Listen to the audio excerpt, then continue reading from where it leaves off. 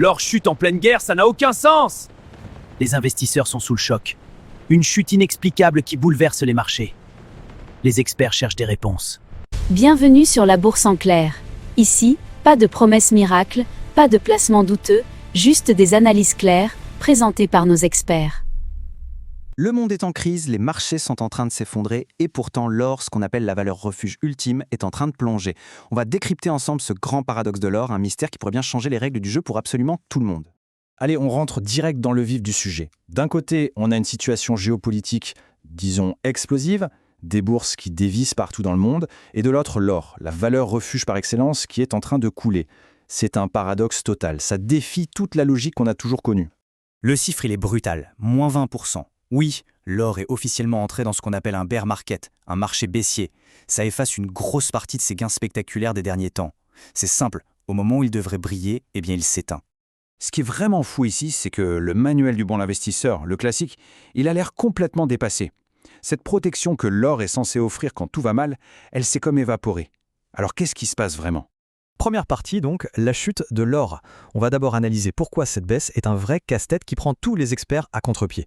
Juste un petit rappel des bases. Un actif refuge, c'est quoi ? C'est le gilet de sauvetage d'un portefeuille. Quand tout le reste coule, lui, il est censé flotter. Et l'or a toujours été, historiquement, le capitaine de cette flotte. C'est son rôle. Et c'est là que le bad blesse. Pour la première fois depuis très longtemps, il n'y a plus aucun endroit où se cacher. Actions, obligations, crypto et même l'or, tout baisse en même temps. Les vieilles recettes ne marchent plus. Résultat, les investisseurs se retrouvent sans aucune protection. Passons maintenant à la première grande cause. Et attention, ce n'est pas une question de confiance dans l'or, c'est une question de survie financière. C'est une quête désespérée pour obtenir du cash. Et vite. La liquidité, c'est tout simple. C'est la capacité à transformer un investissement en argent, en cash, très rapidement. Et en ce moment, croyez-moi, c'est la seule chose qui compte pour beaucoup d'acteurs sur les marchés. Alors, comment ça fonctionne cette réaction en chaîne ? D'abord, la panique sur les marchés provoque des appels de marge. En gros, les courtiers exigent plus de cash pour couvrir les pertes.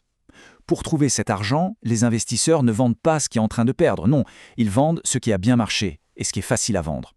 Et l'or, après sa super performance, est devenu la source de cash idéale. Cette phrase, elle résume absolument tout. Le point crucial à comprendre, c'est que ces ventes massives, ce n'est pas un vote de défiance contre l'or. C'est une manœuvre purement technique, une nécessité pour survivre à la tempête sur les autres marchés, tout simplement. Et voilà le deuxième facteur, et celui-là il est peut-être encore plus puissant. L'ennemi juré de l'or a fait son grand retour, la hausse des taux d'intérêt. Et ça change absolument toute la dynamique du jeu. Là, le calcul est franchement très simple. L'or, ça ne rapporte rien. Pas de dividendes, pas de coupons, zéro. En face, les obligations du gouvernement américain, elles, offrent maintenant plus de 4% de rendement, garanti. Le choix devient vite évident, non ?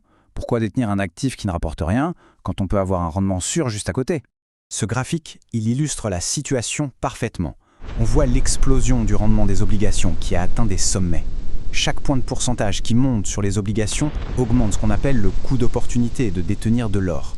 Pour le dire simplement, ça coûte de plus en plus cher de ne pas profiter de ces taux. Et le marché, lui, a complètement retourné sa veste. Il y a quelques mois, tout le monde pariait sur des baisses de taux.